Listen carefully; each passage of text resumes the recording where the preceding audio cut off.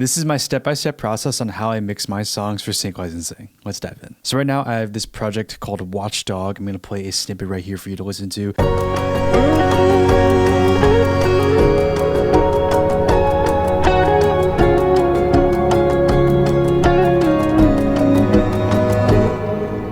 Nice. Huge shout out to Jake for hopping on this track with me. He's playing most of the guitar. I did some of the chord production as well as the drums, but let's dive in.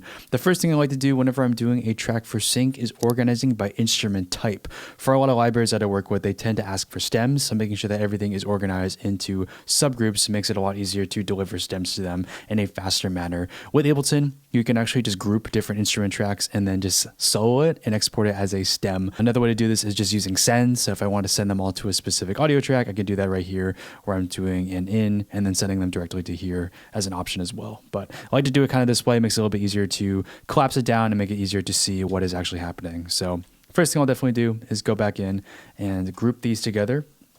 The hotkey for that is Command G. And then what I will do is just make sure that everything is properly labeled so that when I am diving into the track, it's easier to find as their instruments in. One thing you can do too is if you really want to be specific, you can separate tracks based on type. So you can be like guitar, and then this is muted guitar, this is, lead guitar, this is Atmo guitar, this is chord guitar. You can be more specific if you want. The library I'm sending this to specifically doesn't really need that sort of specificity. They just want alternate mixes and cut downs, which I can talk about in a little bit here. What I like to do is prioritize and order them by type. So first I'll do drums, and then I'll do bass, then any sort of tonal instruments that are taking up a lot of space, and then leads, and then vocals and FX after the words. So what I like to do is have my master chain already set on. So this is my mastering chain if you want to copy it, but it's just Goldfoss master. L2 stereo limiter doing some light peak correction, and then we finally have Oxford Inflator, which is doing most of the work, as well as God Particle, which is just making everything loud. So this is pretty much my stock mastering chain. I don't really change too much on it unless the track is really clipping and needs some more kind of pulling back on some of the elements. And usually if that's the case, I need to go back to the mix and fix it anyways. So this is a good way to get a rough idea of like how the track is going to be sounding. If I do need to turn up the track later, I can just have this utility right here where I just crank it up, and that will feed the rest of the mastering chain to make sure that everything is the right volume. I'm actually going to turn on SoundID here too. This is just from the headphones that I'm working on. This is Bear Dynamic DT990 Pros. This is basically just correcting the headphones. So if I'm not playing it, if I'm listening back, I want to make sure that I'm listening back at a flat frequency response to make sure that this mix will translate across different platforms and different services. And using SoundID is a great way to do that. This is actually my setup too right here. This was my older garage. I just recently moved, so this isn't as accurate anymore. I probably need to rescan the room right now, but this is what it was correcting for my garage. You can see it's doing a lot of fixing around 6 dB in the 150 hertz range. There's a lot of boosting, a lot of random stuff happening. Same thing with this. It's just fixing any sort of the weird frequencies. So it's basically boosting up anything above 1K, turning some down below 100K, and then doing a lot down on these higher frequencies. These headphones tend to ride a little bit bright, so kind of cleaning that up is really the goal. Enough talking. Let's dive into the drums. So I'm going to play back right now what we have. Done a little bit of EQing so far. Cool little shaker loop. Cool little bongo, congo. And then with everything in context, you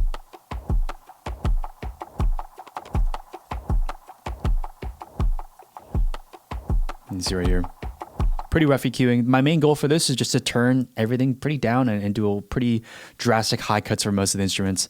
Like the bongo drums, we don't really need all this low intervention. Same thing for the shakers. Like there's nothing even there. Just cut it out. We don't really need it. We could probably turn the clap up a little bit.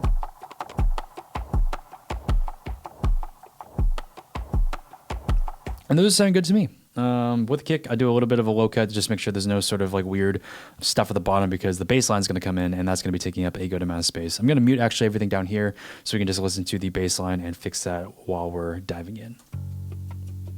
This is actually automating it as well. Play it in the loudest part.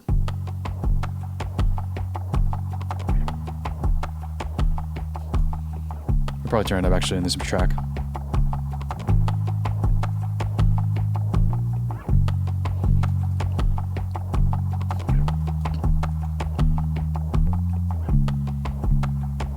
Going to see there's actually a couple sections where we are slightly off. So rather than warping, I tend to just grab the audio and just drag it, and then I apply a fade just to make sure the cut is a little bit cleaner. With warping, at least in my experience with live instruments, it tends to get a little bit wonky when you are doing a good amount of quantizing and kind of nudging. So I just like to do everything manually because a lot of times you can't even tell the difference. Like if we listen back again.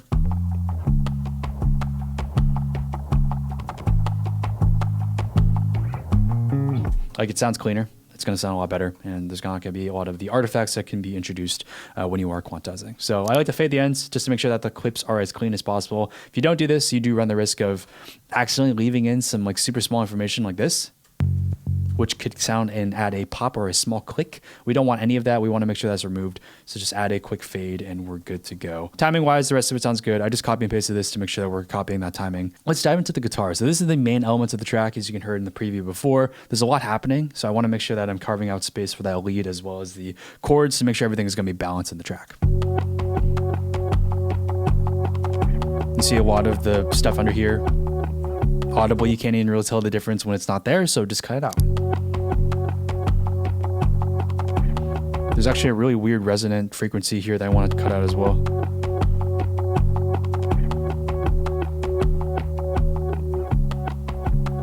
And what I can actually do too, if I'm already identified this area is going to be problematic, is just use a bell curve, do some dynamic compression, and just turn this whole part down. And just honestly turn the whole thing down because it's more of a texture thing. We're not really going to be paying attention to it in the track. I'm just going to check here to make sure that's not adding any weird pops or clicks. Cool, sounds good enough, medium. And next we're going to add the muted guitar, which is the exact same thing, just playing the fronts of the notes. I'm actually going to turn a lot of reverb on and probably EQ it slightly different than this other guitar.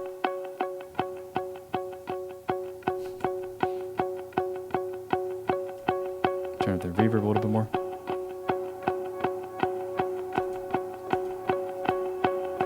Cool, sounds good to me. We're just adding a little bit more textures here for the track. With the reverse, like we don't really need to hear it. It just needs to be a cool texture that comes in with this other guitar when it comes.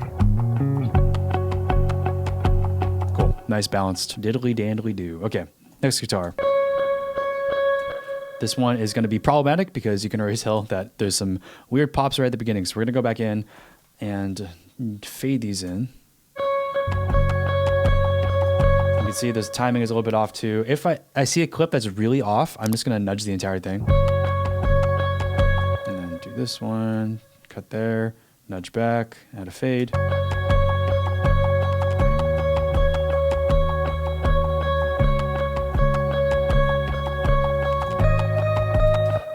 Just take this because it's just playing the exact same note and then it goes up for that last bar. So if I fade.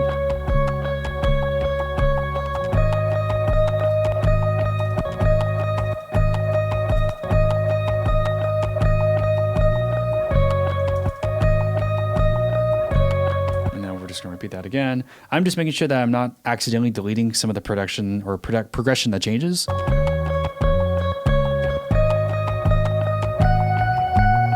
See, that last chord is going to be different, so I'm going to just copy and paste the work we just did and then fix this ending section right here. Like I did before, just cutting, nudging, fading. That's really what I like to do. It makes it sound a little more organic. And then we're doing the exact same thing for this last half. So I'm just going to delete it, copy it, and paste it over. And then just make sure I'm going to the front of the clip and fading so it's going to be cleaner. You can get away with, like if you tend to be a bigger fan of warping, you can warp. I would just recommend using the complex mode or complex pro mode instead of the beats mode. Using the beats mode, whenever you do a lot of warping, it's going to add some weird artifacts. Complex and complex pro is the best way to work to avoid that happening. I'm going to recheck the EQ on this one. Same thing. A lot of garbage into there we don't need. A little bright, so we're going to turn that down. Actually going to auto pan it a little bit just so it's not staying in the middle with that muted guitar. Give some more space for it. So now it's kind of bouncing around. Cool texture.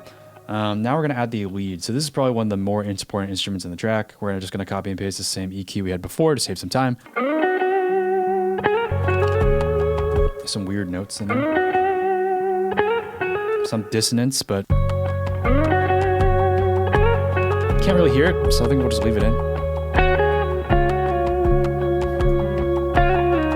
Okay, it comes in a little bit there, but we'll see. One thing you can do is just like forcefully nudge things like this. It comes in actually at the very end, so we'd have to like use, I'm not sure how clean this is gonna sound.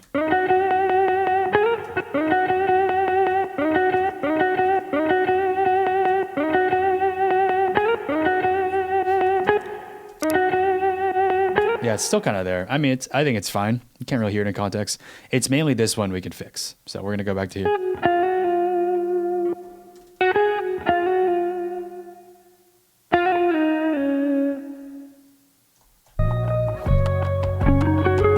That comes in a little bit late. We're gonna nudge it.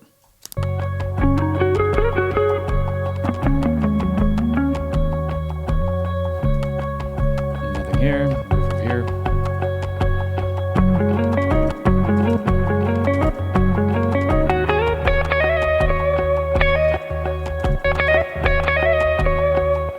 Same thing, nudge it. This one's actually still coming in a little late. We want to have some of that cool organic like swing in off playing, but we just want to make sure that the majority of the notes are going to be in time and in tempo with everything else we have in here.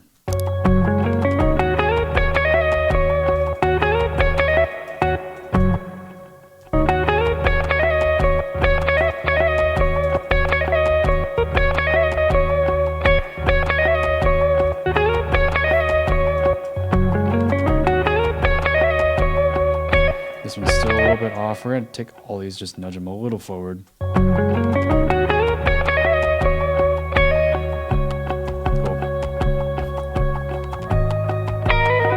Still off. I'm going to nudge a little more.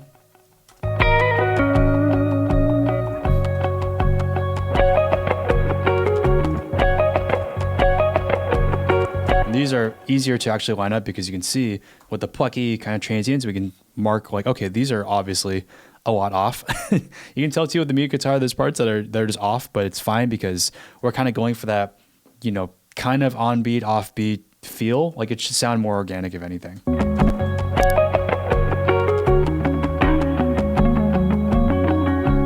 Yeah, nasty, insane, great guitar playing, but we keep going here.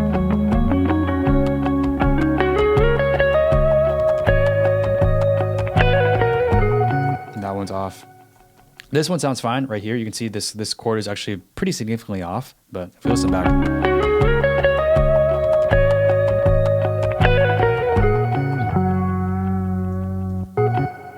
Anything here. And then we'll take that, take this, and then nudge this. Cool. Let's try it again. Listen back.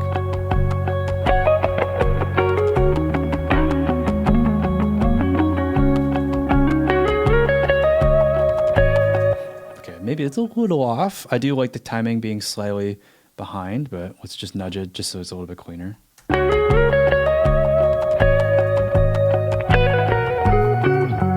Cool. What we're going for too is just kind of, I hate the word vibe, but we're going for a cool vibe. We're trying to avoid like over quantizing things and making it sound a little bit too organic or a little too manufactured. But you can tell there's a lot of guitars here. Like we're really overstuffing this one, but that is the point. We're trying to make it a cool ambient flowing kind of thing. So making sure that there's a lot of stuff and movement is really important. This one's actually auto filtering into. Where's that transitional tool? We're gonna go to the AZUMA guitar here. You can tell this one's very bright. It's also a lot of reverb on it. Actually move this one out of the way. I'm gonna hard pan the lead slightly to the right, to be honest. Okay,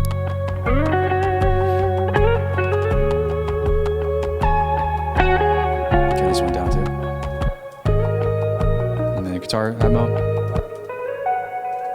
This one just repeats the entire time. And it's running through a phone preset, which is on FabFilter Pro Q3. Like it's literally just down here. It makes a cool kind of muffled sound. We just want to make sure we're in natural phase mode and turning this so we can actually see what's happening.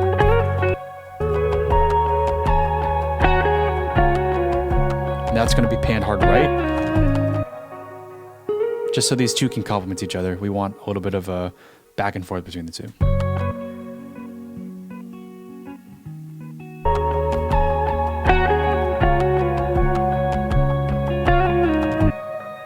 Turn this down too.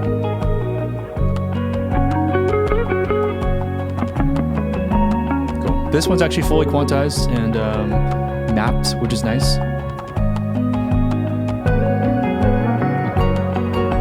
Here are the real MIDI instruments that are going to be all locked into the groove. I just want to make sure that these are blending really nice with the real instruments we do have here. So this is just a MIDI guitar that's providing a lot of the atmosphere, background, warmth. Cool. Next we're going to have the keys. This first keys.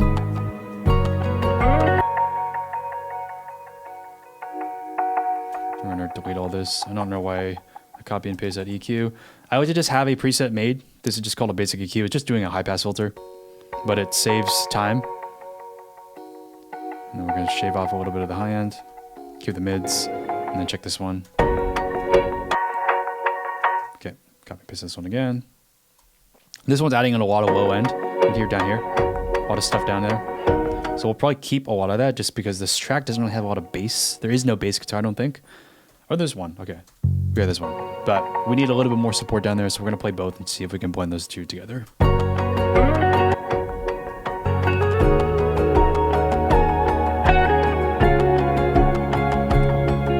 This one is more of like a rhythmic, percussive element, so we're trying to using it to keep the waltz and kind of bass going further on the song.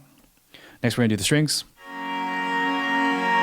Very bright, ambient. We're going to cut out the mids on it, actually. Turn it down. Maybe we'll turn it back up.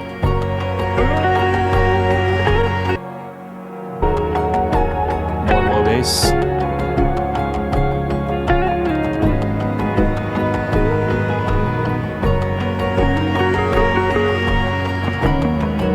Cool. Let's get the kalimba finally. This one is actually doing two interesting things. This is doing an ARP. So if we turn off the ARP on Ableton, it's just going to do the held out notes you can see here. Or without kickstart too. Which is cool, but we want a little bit more movement, so we're going to add that ARP. And then the swing is okay. We'll add kickstart now to add that pulse, which adds a little bit more movement, which is really nice. We're going to check here. Kalimbas tend to have a lot of low mids as well as some high-end kind of pluckiness. We're using a cool Omnisphere preset right here, but same thing. This is doing the exact same thing this is doing. Texture, you know. We're just gonna filter this in probably. Slowly. Oh shit. Not that. We want to use this and then filter it in with a little bit of resonance. Faster.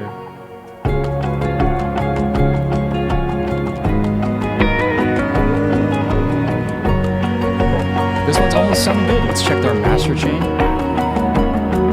We're gonna bring up. These are two plugins I really like using on my master chain: Levels and Span. I like checking visually and just like with the number just to see like how the song is sitting. So we're gonna move SoundID to the very end, and then I'm gonna open up these other plugins. Just to see what the actual mix is doing. These are just metering plugins, so they don't actually do anything to the track. They're just showing you like what is happening in the song.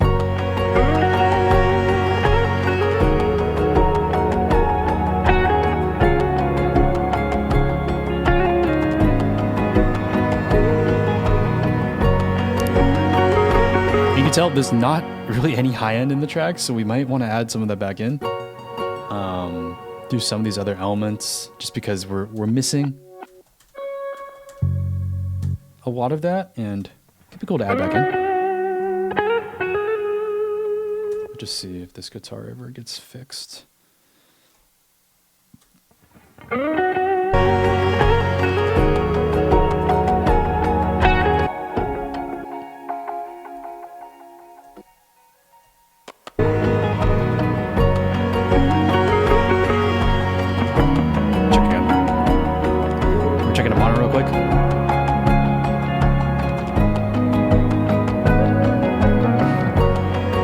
It's disappearing, but it's okay. But you can see the main number we're trying to pay attention to is the short lefts as well as the integrated. We want to make sure that we're a little bit louder in the track at the highest point. So if we go skip to the chorus, we're here where most of the elements are in the song. We're going to turn up this utility.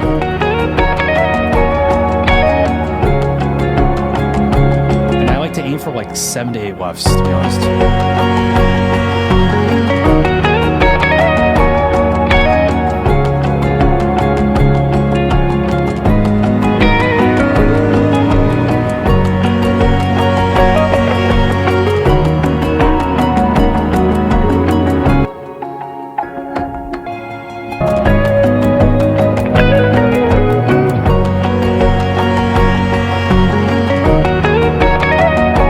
Some more space from this main like fluttery guitar because it's cool. It's a nice texture, but it's taking out a lot of the space we would have for the leads.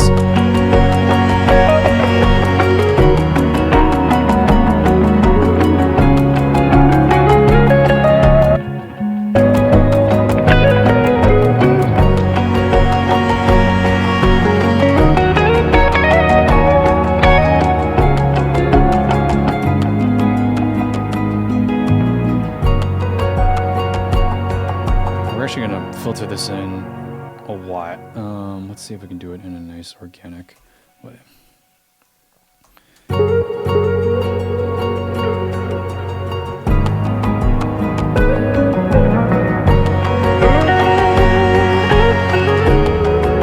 actually going to add one more element to the production. Transition effects are really nice.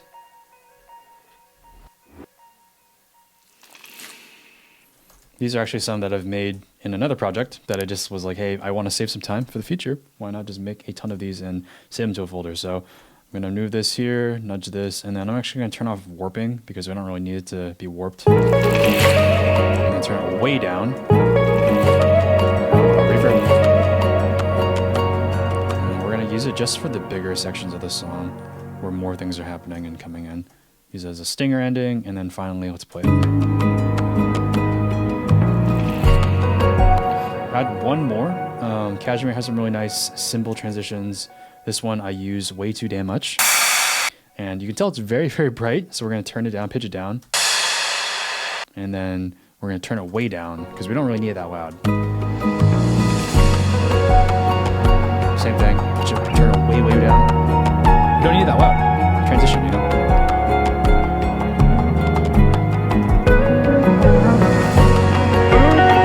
Actually going to EQ these a little bit. I'm not really going to EQ this one too much because it's doing what we need to do. And then this one I'm going to fix actually because it's a little too bright still. In context, let's put it here.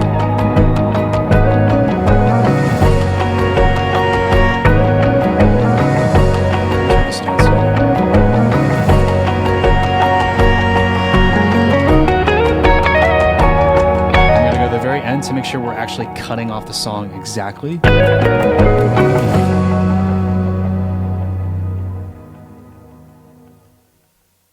Okay, we're gonna go all the way here.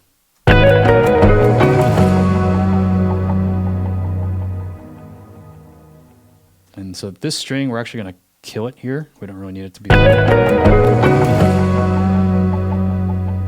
same as these keys. A lot of the elements are ringing out for too long. We don't want that. We want them to kind of be quiet as soon as the song ends.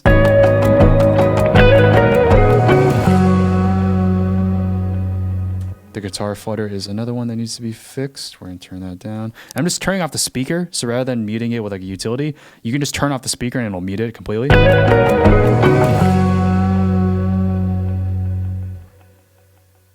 And then there's something else that's coming in.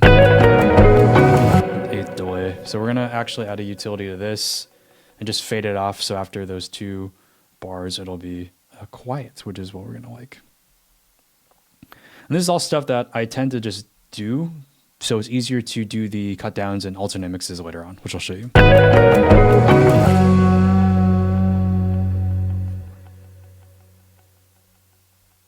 Cool, that sounds good enough to me. Okay, so this is gonna be the stinger ending. Stinger is basically meaning like if you were to edit it to like a TV show, this is when they would use the this is like the main hit to then transition to another scene or another sound. They need it to end like that because it doesn't sound nice if the song is moving to a different track too early, or if there's like some weird sort of, moment happening where the song is continuing but the scene is changing. It's like it comes off weird as in the editing process. So that's what a stinger ending in. It is basically taking the last section or an impact or a hit. It could be a kick, it could just be a crash, whatever you want. That's going to be the stinger. So I'm actually going to rename this full instead of FUKK, which is not full. And what we're going to do is we're going to highlight it. This song is around 2 minutes and 6 seconds, which is great length for us to do cut downs. The reason why I like doing MIDI clips is because I will stage the entire project beforehand. So rather than exporting as I go and kind of taking up time, if I'm doing a bunch, this is actually my third song that I'm mixing today, I will copy and paste, basically do this setup so that when I want to take a break, I can just come back, grab lunch or something, and then export stems while I'm doing something else, rather than having to wait and kind of break up my creative flow. So using the MIDI clip allows me to highlight the exact region I want to export. We know that this fade out is going to be at the end of this section right here, and then nothing else is going to come in. I'm actually going to extend these speaker offs to make sure that we're not getting any sort of weird moments happening, because with the speaker off, it'll continue to play whatever sound is underneath. It'll just be muted. But if it turns back on at the end of the clip, it might pop up and cause an issue later on. So we're gonna actually extend it slightly farther than we need to. And this is gonna be the full one. And now we're gonna do cut downs. So cut downs are basically the cut down version of a track. This is gonna be 15 seconds, 30 seconds, and a minute. Depends on the library you're working with. I work with Flick Tracks and they just need those 3 cut downs and a stinger mix. So the stinger mix, I'll usually just go to the end, like 10, 12 seconds and just export this as a file. And that'll be my stinger mix. For the cut downs, I like to have a clear ending. So I'll go and highlight this top clip right here. You can see the song is pretty long and pretty slow. So because of that, we want to avoid, using too much information or using too much of a lead in that isn't really necessary. So I'll copy and paste around 12 seconds, and then I'll copy and paste the final section right here. This cut down is actually 18 seconds, which isn't exactly 15, but it's better to have more time than less. You want to make sure that you're giving them at least 15 seconds is really what it comes down to. So we're going to play it back. This is going to be the 15-second edit of the track.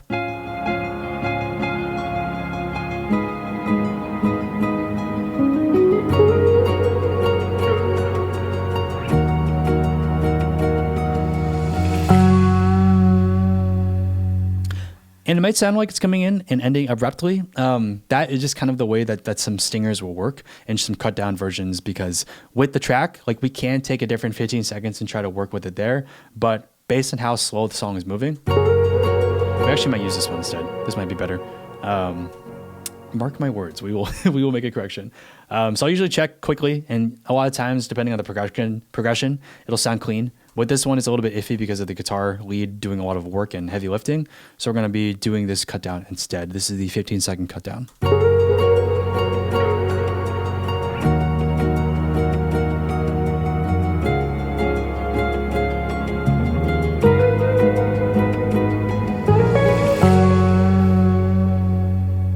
We're going to actually fix the fade there because it comes in a little abrupt.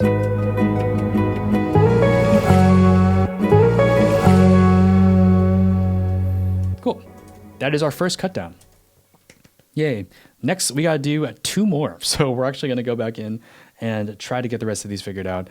As you can see, I'm basically paying attention to this number down here. It tells you the duration of the selected time. So right now we're at 48 seconds selected. If we go here, this is 24 seconds. So we can assume, okay, we're going to need like a little bit of the very intro, which is going to be there, and then maybe some sections down here. So I like using a little bit of the intro so that the transition isn't too weird, but I want to have a full progression, ideally, to avoid any sort of weird hiccups later on.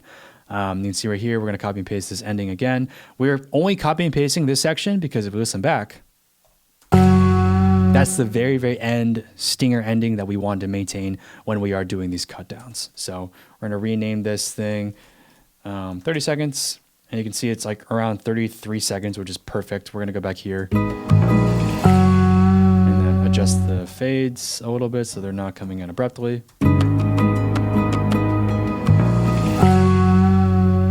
Sweet. Now we're going to do one more. This is going to be the minute long. This one tends to be a little bit easier because you can kind of just copy and paste like a whole section, but we want to maybe use a different part of the track. See, this ending is around 6 seconds, so we need a little bit more time than that. Let's try right here, 54 seconds. Maybe even a little bit more. Let's try. So we're gonna go for a full minute right here of material. I'm basically just copy and pasting the top of the clip to measure and then scrolling all the way down so it copies and pastes everything below it. If we don't do that, you just copy and paste here, it's just gonna copy and paste the clip, and that's not helpful. We're gonna copy and paste everything down there to make sure we're collecting all the information. All you gotta do is highlight and then drag all the way down. And if your master chain is highlighted, that means everything below is gonna be selected. So we can copy and paste that. This will also save all your automation. So rather than having to like go back in and double check it, it'll save it to the clip. So it'll save you some time when you are exporting for the first time. And finally, we're gonna go back to the singer ending, adjust some fades right here to make sure it's a little bit cleaner, and listen back to this section right here.